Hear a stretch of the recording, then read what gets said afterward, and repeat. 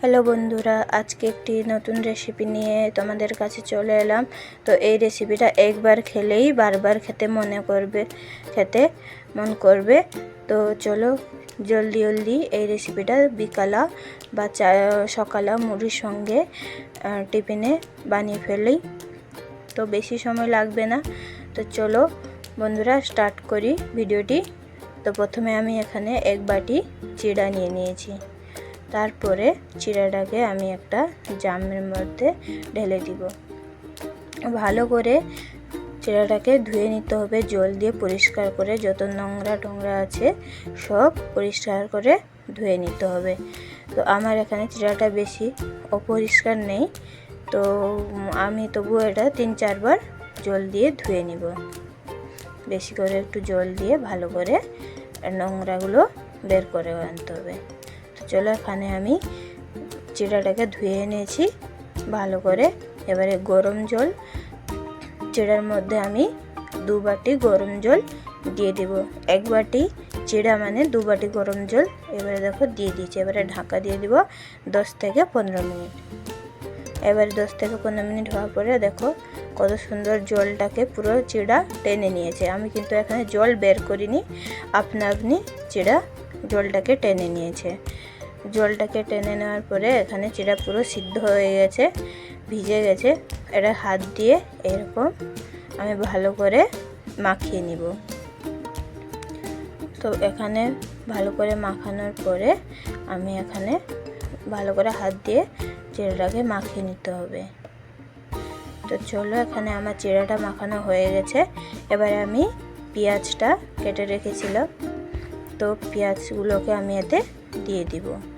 এবারে পেঁয়াজ দেওয়ার পরে কাঁচা লঙ্কা তো আমাদের আঞ্জাতের মতন যেরকম খাবে সেরকম দিয়ে দিবে কেটে। এবারে একটা আলু, ছোট আলু গ্রেট করে রেখেছিলাম দিয়ে দিলাম।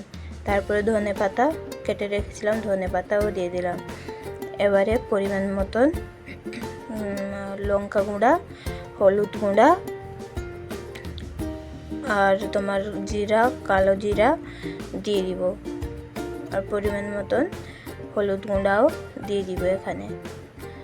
এবারে হাফ চামচের মতন চাট মশলা আমি এখানে দিয়ে দিয়েছি।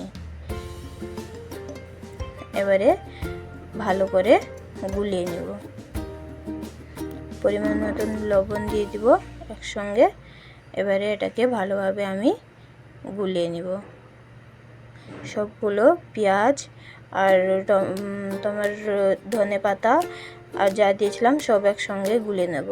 যে বাটিতে আমি চিড়া নিয়েছিলাম সেই বাটির হাফ বাটির মতন আমি এখানে বেসন দিয়েছি, দিয়ে ভালো করে গুলিয়ে নিয়েছি। তো হালকা একটু শক্ত হয়ে গেছে, এখানে আমি একটু জল দিয়ে দিব। আর বেশি জলও হবে না আর বেশি শক্তও হবে না। তো যদি বেশি শক্ত হয়ে যায় একটু জল দিবে 2 চামচের মতন। আর যদি বেশি জল হয়ে যায় তাহলে আরও 2-3 চামচের মতন বেসন দিয়ে ভালো করে গুলিয়ে নেবে।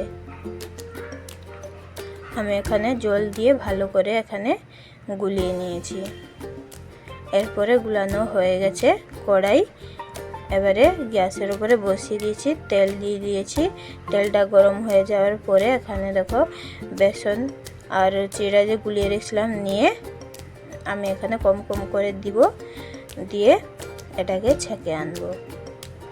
তো কম কম করে যতটা তেলের মধ্যে ধরবে সেরকম কম কম করে দিতে হবে। তারপরে দেওয়ার 2 মিনিটের মধ্যেই হয়ে যাবে। এবারে কম কম করে দিয়ে 30 সেকেন্ডের পরে আমি এটাকে নেড়ে দিব। দেওয়ার সঙ্গে সঙ্গে নাড়বো না, কারণ ভেঙে যাবে, নরম আছে। দিয়ে ভালো করে নেড়ে চেড়ে নিব। সব সময় নাড়বো না, সব সময় নাড়লে এটা নরম থাকে তো ভেঙে যাবে। এর একটা কালার চলে আসলে, এরকম ব্রাউন কালার হলে তো এটাকে আমি এখন বের করে নিব।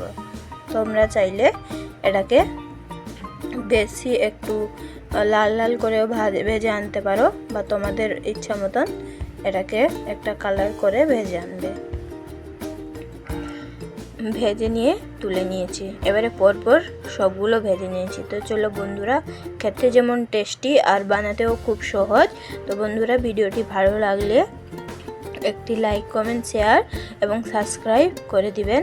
আর পাশে থাকা বেল আইকনটি প্রেস করবেন যাতে তাড়াতাড়ি ভিডিও ছাড়ার সঙ্গে সঙ্গে আপনাদের কাছে পৌঁছে যায়।